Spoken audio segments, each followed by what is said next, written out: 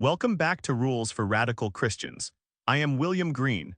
Module 28, The Structural Difference, Personality-Driven Campaign versus Self-Sustaining Community. To transform the student from an isolated individual resistor into a deliberate movement architect, capable of designing, sustaining, and multiplying communities of mission that outlast any single today, we are going deep on the angle of mountain defense and why it matters right now on the mountain of family. Before we begin the teaching, a current story that illustrates everything we are about to cover. STUB institutional pressure escalates on mountain of family. A recent development on the mountain of family illustrates the documented Alinsky Rule 12 mechanism in real-time deployment.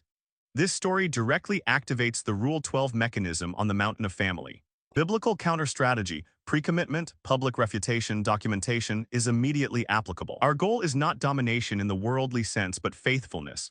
We seek to build institutions that are resilient, families that are strong, and a witness that is uncompromised. The failure of modern institutions was a failure of succession.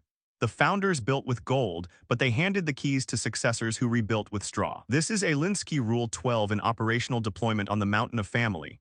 The mechanism is sophisticated, unified in methodology, and repeatable across every institution it targets. The adversary does not need coordination at the top level.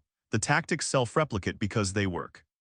The fundamental structural flaw in most Christian cultural engagement is the conflation of a cause with a community. When a movement is organized around the charisma, vision, and relational energy of a single individual, it is not a movement at all, it is a campaign. Campaigns have a natural lifespan determined by the endurance and continued relevance of their central figure.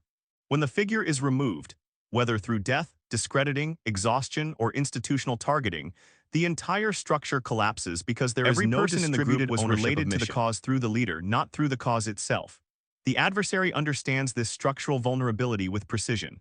Alinsky's Rule 12, pick the target, freeze it, personalize it, and polarize it, is not merely a tactic for winning individual controversies. The biblical counter-strategy is not aspirational, it is operational. 2 Timothy 2:2, this verse is the structural blueprint for the anti-fragile community. Acts 8:1, this verse records the most dramatic stress test of the early church's architecture. The persecution that followed Stephen's martyrdom was designed to break the movement by destroying its members. On the mountain of family, documented pattern. The mountain of family has documented cases of this exact mechanism playing out in real institutions. These patterns repeat across every mountain. The counter-strategy is documented, repeatable, and biblically grounded. Here are the specific response steps. Step 1. Audit your movement's dependency structure. Conduct an honest diagnostic of your church, organization, or community group. If the founding leader were removed tomorrow, what would survive? List the specific functions, relationships, and institutional knowledge that currently exist only in one person's hands. Each item on that list is a structural vulnerability requiring immediate remediation. Step 2. Establish a formal succession pipeline before you need it. Apply the 2 Timothy 2:2 model by identifying at least 3 individuals currently being deliberately prepared to perform each critical leadership function.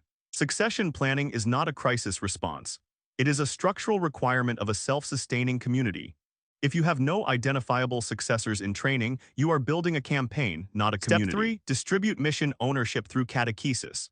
The primary mechanism for converting crowd members into community members is doctrinal formation.